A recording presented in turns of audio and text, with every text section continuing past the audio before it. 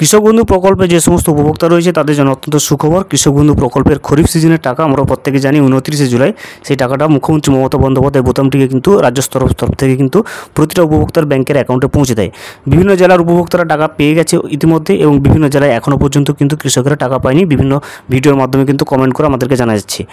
আমরা বলবো যে কৃষক বন্ধু প্রকল্পে টাকা ছেড়ে দিয়েছে, অবশ্যই অপেক্ষা করুন। জেলাভিত্তিক সেই টাকাগুলো কিন্তু ঢুকতে সময় লাগছে। আজকের এই ভিডিওতে আমরা দেখে নেব যে কৃষক বন্ধু প্রকল্পের খরিফ সিজনের টাকা কোচবিহার জেলায় বিভিন্ন উপভোক্তার ব্যাংকের অ্যাকাউন্টে ঢুকতে শুরু করেছে। সেটা কিন্তু আমরা আজকের এই ভিডিওতে ব্যাংকের স্টেটমেন্ট এবং ব্যাংকে আসা এসএমএসের সাহায্যে কিন্তু আমরা দেখে নেব যে কৃষক বন্ধু প্রকল্পের খরিফ সিজনের টাকা কোচবিহার জেলাতে বিভিন্ন উপভোক্তার ব্যাংকের অ্যাকাউন্টে ঢোকা ইতিমধ্যে শুরু হয়ে গেছে।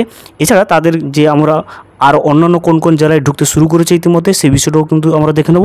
আপনারা কমেন্ট করে জানাবেন আপনার জেলায় টাকাটা ঢুকেছে কিনা, অবশ্যই আপনি যদি টাকাটা পেয়ে থাকেন ইতিমধ্যে আপনার ব্যাংকে।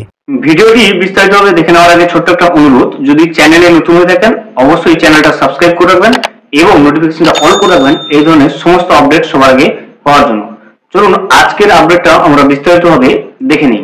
এই মুহূর্তে স্ক্রিনে আপনি যেটা দেখতে পাচ্ছেন কৃষক বন্ধু প্রকল্পের খরিফ সিজনের টাকা একজন উপভোক্তার ব্যাংকের অ্যাকাউন্টে ঢুকেছে, সেটার এসএমএসটা কিন্তু এসছে, সেটা কিন্তু আপনি দেখতে পাচ্ছেন। দেখেন, ডিয়ার কাস্টমার, পেমেন্ট অফ 350 টাকা credited to your account on 18/8/2025। দেখতে পাচ্ছেন এই টাকাটা ক্রেডিট হয়েছে আগস্টের 18 তারিখে এবং এটা কিন্তু কৃষক বন্ধু প্রকল্পের খরিফ সিজনের টাকাটা কিন্তু এই উপভোক্তার ব্যাংকের অ্যাকাউন্টে 3350 টাকা ক্রেডিট হয়েছে।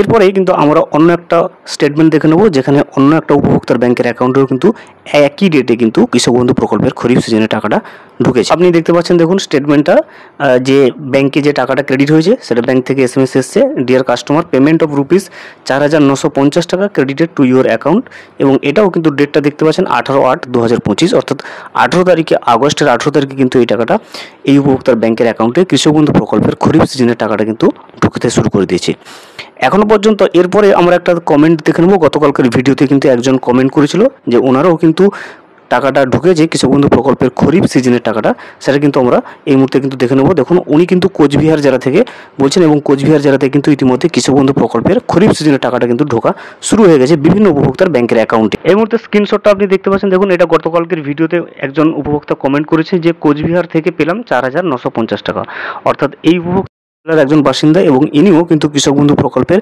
খরিফ সিজনের টাকাটা পেয়ে গেছে 4,950 টাকা। এটাকে কিন্তু অবশ্যই দেখতে পাচ্ছেন যে যারা এখনো পর্যন্ত কৃষক বন্ধু প্রকল্পের টাকা পায়নি হতাশ হবেন না।